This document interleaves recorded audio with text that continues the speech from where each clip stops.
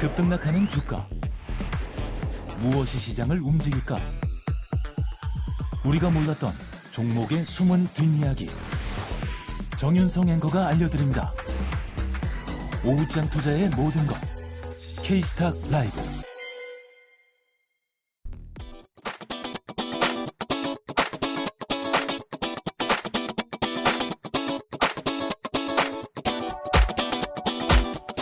네, K스탁 라이브 종목 겨루기로 시작해 보겠습니다. 오로지 수익만을 위한 종목 배틀 펼쳐질 예정인데요. 배틀 참전 출연자 두 분 바로 모셔보도록 하겠습니다.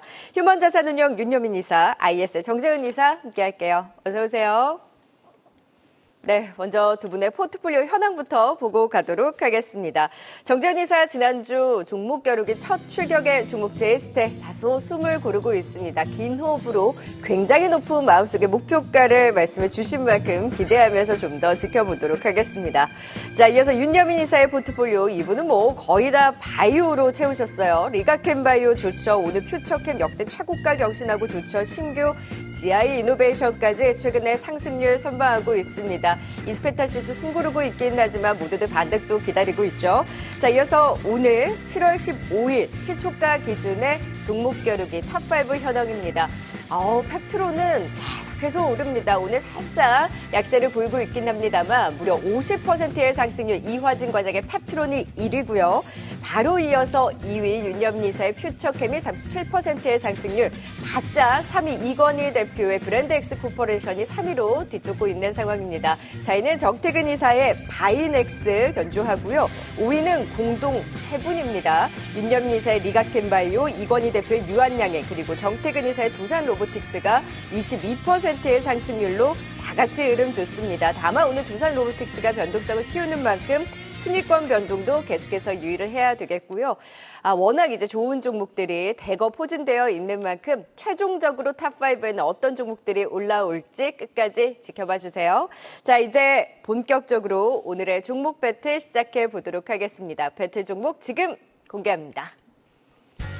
두 번째 출격입니다. 정재훈 이사님, 오늘 신길저에서 신성 ST를 들고 오셨고요. 이에 맞선 윤여민 이사는 오늘 좋은 현대로템입니다. 신성 ST, 현대로템 모두 오늘 빨간불을 켜고 있는 가운데 특히나 현대로템은 오늘 방산주들에 대한 동반 상승 속에 탄력 강하게 계속해서 가져가고 있습니다.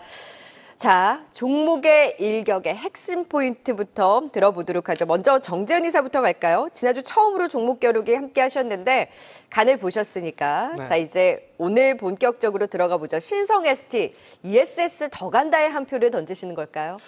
우선 ESS 관련 종목군들은 이제 시작 단계가 아닌가라고 좀 보여집니다.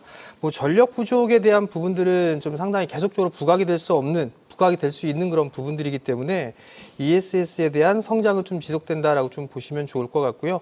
신성 ST 같은 경우는 기본적인 사항을 보게 되면 먹거리가 이미 몇 년치 일감을 확보를 해 놓고 있는 그런 사항들입니다. 그렇기 때문에 성장에 대한 부분들은 의심할 여지가 없다라고 좀 보여지고요.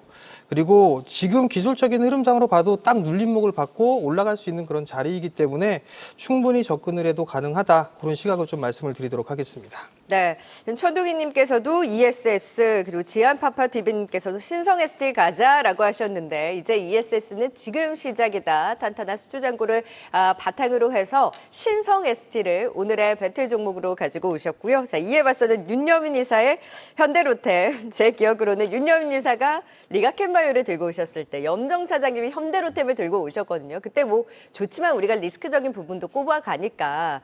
근데 오늘은 나의 종목으로 현대로템을 들고 오셨다라는 거죠. 이제 분위기 반전이 좀 시작되는 걸까요? 네, 지난주 주말을 기점으로 해서 좀 저는 분위기가 바뀌었다라고 좀 생각을 합니다. 트럼프에 한 표 던집니까? 네, 그렇습니다. 그래서 네. 결국 오늘 시장에서도 보면 제약바이오, 방산 같은 일부 섹터에만 좀 수급이 들어가고 있는 상황이기 때문에 저는 이러한 트렌드를 좀 타야 되지 않을까라는 좀 생각을 하고 있고, 사실 좀 시간대가 그래도 오늘 좀 어떻게 보면 시작하고 바로 시작했으면 좋지 않았을까라는 생각했습니다만 네. 그래도 다행히 50주 신고가를 기록한 후에 좀 밀리고 있는 상황이기 때문에 오히려 저는 좀 눌림목을 좀 줄 수 있는 그런 구간에 좀 들어가지 않을까 생각하고 있고요. 뭐 현대로템 같은 경우는 모멘텀 상당히 많습니다. 특히 이제 뭐 최근에 보게 되면 폴란드 K2 전차 관련돼서 신규 합의서 체결했고 방산 수주 잔고 같은 경우도 1분기 기준 5조가 넘는 상황. 여기에 뭐 철도도 수주가 좀 확대되고 있는 상황이기 때문에 모멘텀은 좀 상당히 많다. 뭐 추가적인 상승이 있지 않을까 생각하고 있습니다. 네. 지금 미국 대선에 대한 분위기를 봤을 때 방산주의 계절이 오지 않을까 하는 기대감 플러스 역시 수주에 대한 기대감으로 현대로템을 또 말씀을 해주셨습니다. 자, 이제 각각의 서로의 종목에 대한 크로스체크 관점에서 리스크되는 부분은 없는지 걱정이 되는 부분은 없는지도 각각 살펴보고 갈 텐데요. 어떤 분부터 들어갈까요? 정재훈 이사님부터 갈까요? 정재훈 이사님, 현대로템 비롯해서 오늘 방산주 다 좋잖아요. 네, 현대로템이 지금 좀 걱정되는 부분, 리스크적인 부분 좀 눈여겨보신 쪽 있을까요? 사실 이게 방산 쪽 섹터 같은 경우는 흠잡을 데가 없습니다. 뭐 풍부한 수주 잔고를 좀 확보를 해놓고 있고 실적이나 이런 부분들은 꾸준하게 좀 증가되는 그런 모습들을 좀 보이는데 잠깐이 좀 리스크적인 부분들 혹은 변동성 요인으로 좀 나올 수가 있는 게 최근에 K방산 쪽의 수출이 좀 많이 늘어나는 그런 모습들을 보이다 보니까 유럽 쪽 같은 경우도 이제 자기 EU 쪽에서 무기 체계를 확보하자라는 네. 그런 부분들도 있고 또 한 부분들은 지금 트럼프 대통령 그 전 후보가 대통령이 되게 되면 종전에 대한 얘기들이 좀 나오는데 그 얘기가 나왔을 때마다 항상 이 방산 섹터들의 좀 변동성이 좀 네. 커지는 그런 모습들을 좀 보였었거든요. 그럼 그 부분들에 있어서는 어떻게 생각하는지 좀 궁금합니다. 네. 예, 제가 현대로템 관련돼서 반대 의견을 낼 때와 좀 똑같은 좀 맞습니다. 논리가 나오지 않나 네네네. 생각을 하는데요. 지금 말씀하셨던 것처럼 지금 EU 같은 경우는 지금 나토 회원국에 대해 어떻게 보면 트럼프 후보가 강하게 좀 압박을 하고 있는 상황이라 볼 수 있을 것 같고 또 이제 트럼프 후보가 대통령이 된다고 하면 자주 국방에 대한 부분들 또 우리나라의 또 방위비를 좀 분담할 수 있는 어떤 그러한 부분이 있기 때문에 아이러니하게도 방산에 대한 제가 볼 때는 수요는 다시 올라갈 수밖에 없는 상황이 아닐까 생각을 합니다. 거기에 더해서 우리나라 방산 같은 경우 결국은 온타임, 온 딜리버리에 대한 부분들이 상당히 강하기 때문에 충분히 경쟁력이 있지 않을까라는 좀 생각을 하면서 뭐 사실 저도 어떤 그런 리스크에 대한 부분 분명히 좀 인지하고 있습니다만 저는 지난주 주말을 기준으로 좀 제가 볼 때는 시선이 좀 바뀌지 않았나 생각을 하기 때문에 저는 뭐 추가적인 상승력이 있지 않을까 생각하고 있습니다. 근데 오늘 급등 같은 경우에는 워낙 이슈에 따른 좀 단기 급등일 수 있잖아요. 그러면 좀 부담스럽지 않나요? 저는 뭐 추가적인 상승을 좀 기대하고 있는 상황이기 때문에 최근에 보게 되면 뭐 가는 종목이 더 가는. 그래서 뭐 제약바이오 섹터도 보게 되면 지금 신고가 흐름이 계속 나오고 있는 상황이기 때문에 그러한 측면에서 저는 지금부터 좀 분할 매수 관점으로 봐야 되지 않을까. 사실은 눌림목을 좀 기다린다고는 하지만 이게 사실 주가라는 것 자체를 예측할 수 없는 상황이기 네. 때문에 그래서 뭐 한 번의 매수보다는 뭐 3분할, 5분할로서 저는 좀 접근하는 어떤 그런 방식 분명히 좀 필요하지 않을까 생각하고 있습니다. 네, 현대로템이 사실 한화의 그 루마니아 수주 얘기가 있었을 때 여기서도 이제 루마니아 수주 기대감이 높다 보니까 사실 한화 에어로스페이스보다 더 탄력이 강하게 반등을 최근에 주기도 했거든요. 이런 수주 기대뿐만이 아니라 지금 미국 대선 관련한 플러스 알파 이슈가 붙은 만큼 오늘 단기 급등 이후에 눌림목을 준다면 하락을 두려워하지 말고 매수에 대한 기회로 보자라는 의견을 주셨습니다. 지금 뭐 트럼프 후보가 정말 대통령으로 당선이 된다면이라는 전제가 깔리면 뭐 자주국방이라든지 방위비 증액으로 결국엔 수출이 더 증가할 수도 있을 것이다라는 방산에 대한 기대를 짚어주셨고요. 자, 그렇다면 이제 윤여민 이사의 사실 현대로템 내용은 좋은데 항상 이제 급등 나온 날 짚어본다는 게 리스크지 않을까 싶어요. 그에 대한 답변을 주셨고, 자 이제 신성 ST에 대한 공격도 들어가 보도록 하죠. 윤여민 이사는 신성 ST 좋아 보이십니까? 그러니까 사실은 이 종목과 관련된 부분에서 특히 섹터와 관련된 부분에서는 제가 볼 때는 성장에 대한 부분들은 충분히 이제 이해가 갑니다만 최근에 시장 트렌드를 보게 된다고 앞에서 계속 말씀드렸던 것처럼 몇몇 섹터에서 거의 수급을 다 빨아가는 그러다 보니까 어떻게 보면 상당히 좋고 낮은 자리에 있습니다만 결국은 얼마큼 빠르게 모멘텀을 갖고 올라갈 수 있냐. 사실 그런 기간에 대한 부분을 저는 좀 체크를 해봐야 되지 않을까. 결국 기회비용에 대한 부분을 체크해 봤을 때 뭐 신성 ST 관련된 특히 ESS 관련된 부분이 아니라 이 수급과 관련된 부분들이 언제쯤 모멘텀을 가지고 이런 종목군에 들어갈 수 있을지에 대한 부분, 이 부분이 분명히 좀 체크 필요하지 네. 않을까 생각하고 있습니다. ESS 하면 대표적으로 오르는 다른 종목들이 있잖아요. 그러니까 상대적으로 그 수급적인 측면에서 매력이 덜하지 않나라는 말씀 주셨어요.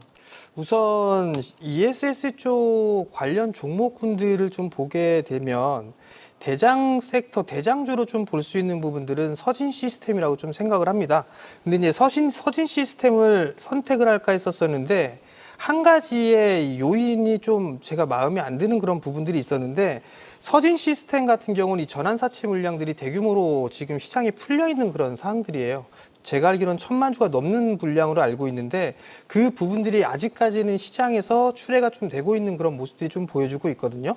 그런 측면으로 놓고 봤을 때 다른 관련주들도 좀 많이 있는 그런 상황이지만 지금 신성 ST 같은 경우는 최근 들어서 뭐 큰 물량들은 아니지만 기관 쪽에 좀 매수세가 유입이 되고 있다라는 점, 그 부분들을 놓고 봤을 때는 충분히 개선이 될 수 있다라고 좀 생각을 하고 있고요.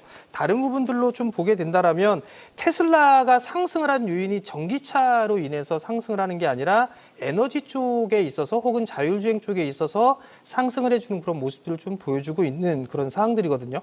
그렇기 때문에 충분히 신성 ST 같은 경우는 상승이 좀 나올 수 있다, 수급적으로 개선이 될 수 있다라고 좀 판단을 하고 있고요. 또 다른 부분들을 좀 말씀을 드려보게 되면 사실 이 지금 구간에서 놓고 보게 되면 눌림목 구간이라고 저는 개인적으로 판단을 하고 있는데 그 이유가 몇 년치의 일감을 좀 확보를 해놓고 있습니다. 수주잔고를 따져봐도 3조 원 가까이 수주잔고를 좀 확보를 해놓고 있는 그런 사항들이라면 몇 년치의 일감을 확보를 해놓고 있는 그런 사항들이에요. 그러면 실적은 좀 좋아질 수밖에 없다라고 좀 보여지고 마지막 부분들로 좀 보게 되면 과거에 이 신성 ST의 대주주가 신성 델타테크입니다. 네. 이게 LG 계열의 기업이거든요. 그 신성 델타테크가 성장을 할 수밖에 없었던 게 LG 그룹에서 2차 전지 사업을 강하게 하면서 신성 델타테크가 큰 폭으로 좀 상승을 했어요. 그런 것처럼 신성 ST 같은 경우도 LG 계열 쪽에 있어서의 수혜를 충분히 받을 수 있지 않을까라는 좀 개인적인 좀 생각을 하고 있거든요.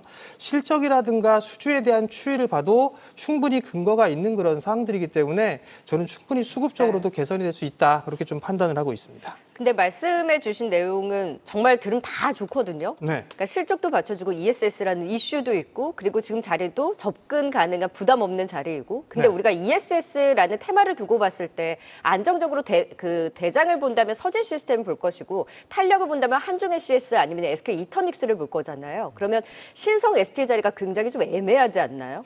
오히려 저는 그들 기업들보다 SK 이터닉스나 한중 이쪽 기업들 같은 경우는 변동성이 좀 크거든요. 그러니까 탄력도를 네. 본다면 아예 그쪽을 볼 것이고 안정성을 본다면 서진 시스템을 보통 생각을 하잖아요. 중간적인 입장을 생각하는 거죠. 너무 무겁지도 않고 너무 가볍지도 않은. 네. 거기에다가 수준은 상당히 좀 많이 있는 그런 안정적인 부분들에 있어서 기술적인 흐름도 괜찮고. 서진 시스템이 그렇게 무겁지는 않은데. 서진 시스템 같은 무겁지가 않은 이유가 무겁다라고 판단을 말씀을 좀 드리는 네네. 이유는 아직까지 전환사채 물량이 시장에 풀려 있는 그런 상황이에요. 그 단가가 18,000원대부터 시작을 해서 23,000원대에 네. 풀려 있는 그런 상황들이거든요.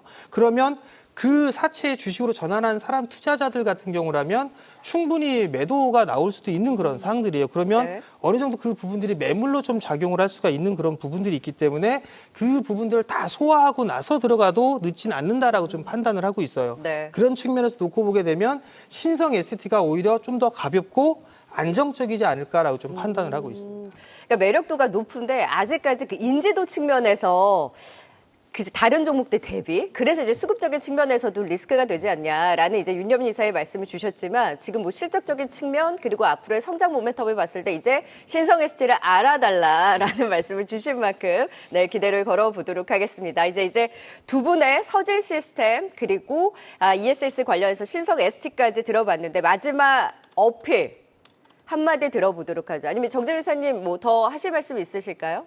뭐 그냥 마지막 한마디로 하면 될 것 같고요. 제가 생각하는 목표가는 높습니다. 뭐 신고가를 좀 생각하고 있기 때문에 한번 네. 관심 있게 좀 보셔도 좋을 것 같습니다. 또 마음속의 목표가 한번 말씀해 주세요. 그거는 자중하도록 하겠습니다. 아우 굉장히 높나 봐요. 네. 네, 신성 ST도 기간이 얼마 될지 모르겠지만 이 모멘텀을 봤을 때 마음속에 굉장히 높은 목표가 자신 있다 짚어주셨고요. 자. 이제 윤여민 이사의 한마디 들어볼까요, 현대로템? 네, 뭐 지난주와 마찬가지입니다. 아무래도 이 수익률은 좀 기간이 정해져 있는 만큼 그 가운데서 좀 퍼포먼스가 나올 수 있는 종목은 아무래도 현대로템이 아닐까. 뭐 이렇게 좀 말씀드려보도록 하겠습니다. 끝까지 공격하시는 거예요. 기간이 정해져 있다. 이제 우리 한 2개월 정도 남겨두고 있거든요. 네, 그래서 그 안에 퍼포먼스를 보여줄 수 있는 현대로템 기대해보자. 신성ST와 현대로템 종목 겨루기 함께해봤습니다. 지금까지 정재훈, 윤여민 이사와 함께했어요. 말씀 고맙습니다. 계속해서 다양한 경제 이슈를 알고 싶다면 구독과 좋아요, 알림 설정 부탁드립니다. AI 캐스터 권미정이었습니다.